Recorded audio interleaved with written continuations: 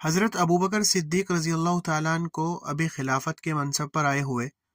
کچھ ہی دن گزرے تھے کہ کچھ معصوم اور غریب بچیوں نے ان کا دامن پکڑ کر بڑی حسرت کے ساتھ کہا تھا کہ اب آپ ہماری بکریاں نہیں دھوتے ہیں، بتائیے نا بابا، اب انہیں کون دوہے گا؟ اس کے جواب میں حضرت ابوبکر صدیق رضی اللہ تعالیٰ عنہ نے کیا فرمایا وہ آپ آگے سنیے، اور ساتھ ہی یہ بھی دیکھیے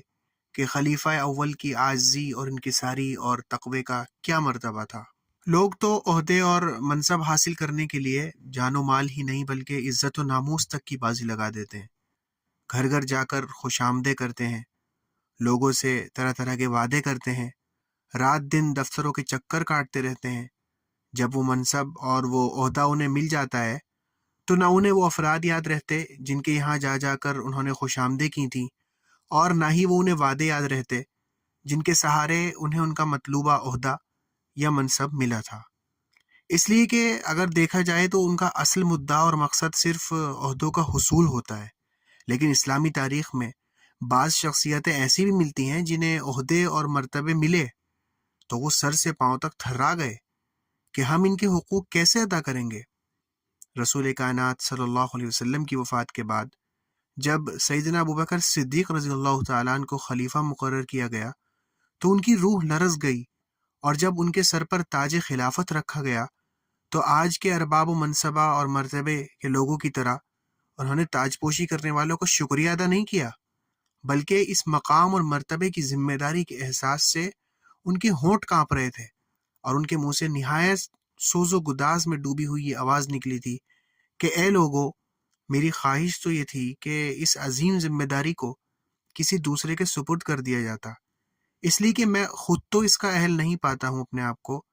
اگر تم مجھ سے اپنے پیغمبر کا اتباع چاہو گے تو یہ اتنا بھاری مطالبہ ہے کہ شاید میں اس میں کامیاب نہ ہو سکوں، کیونکہ تم لوگ یہ بات اچھی طرح جانتے ہو کہ ان میں اور مجھ میں کیا فرق ہے۔ وہ شیطان سے محفوظ تھے اور ان پر آسمان سے وحی اترا کرتی تھی، اور جب لوگوں نے ان کے عذر اور بچنے کی خواہش کے باوجود انہیں منصب خلافت پر فائز کر دیا تو وہی ہاتھ جن میں سلطنت کے سیاہ و سفید کی طاقت تھی اور ان کے پاس عظیم خزانوں کی کنجیاں تھیں، محلے اور پاس پڑوس کی بچیوں کے کہنے پر ان کی بکریوں کے تھن نچوڑتے ہوئے دیکھے گئے۔ حضرت ابوبکر صدیق رضی اللہ تعالیٰ عنہ کو ابھی خلافت کے منصب پر آئے ہوئے کچھ ہی دن گزرے تھے کہ کچھ معصوم اور غریب بچیوں نے ان کا دامن پکڑ کر بڑی حسرت کے ساتھ کہا تھا کہ اب آپ ہماری بکریاں نہیں دھوتے ہیں، بتائیے نا اب انہیں کون دوہے گا؟ تو خلافت و سلطنت کی بے پناہ ذمہ داریوں کے بوجھ تلے